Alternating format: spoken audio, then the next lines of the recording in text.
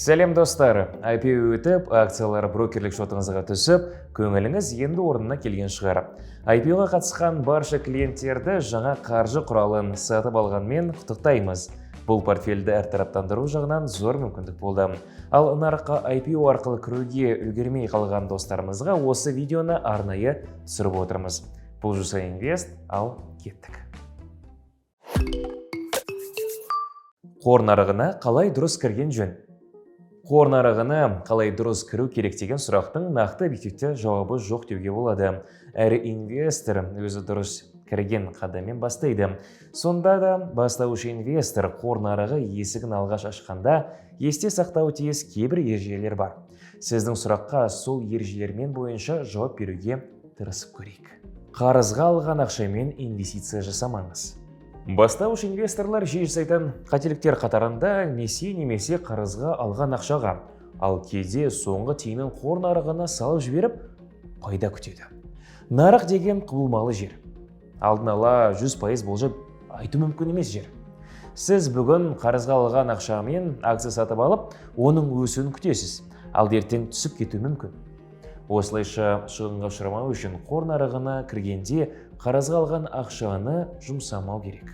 Нақты стратегия болғаны дұрыс. Сіз биржа арқылы табыс тапқыңыз келсе, алдын ала стратегия құрған жөн.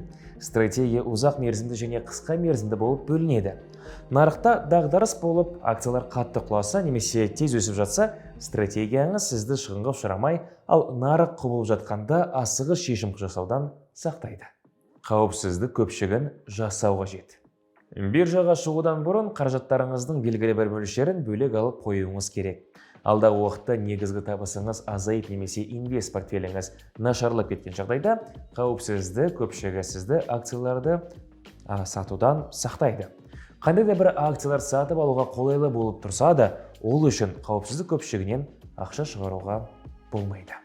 20-20-60 ережесі.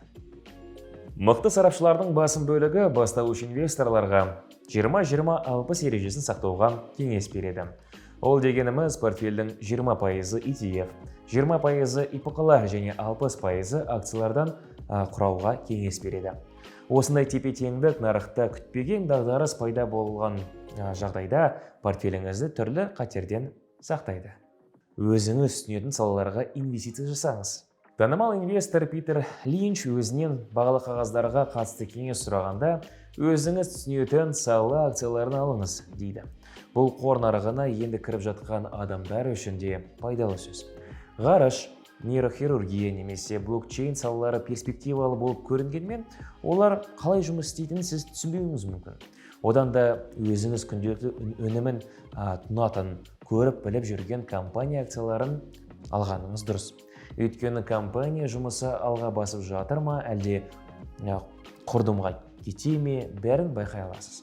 Ал сізге жұмыс істеу механизмі таныс емес компаниялармен шығынға ұшырау қаупі жоғары.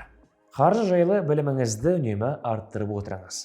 Қор нарығына кірген соң инвестиция туралы кітаптарды көбірек оқуға тырысыңыз. Мысалы, Бенджамин Грэмнің «Ақылды инвестор» атты кітабынан көп пайдалы мәліметтер алуға болады.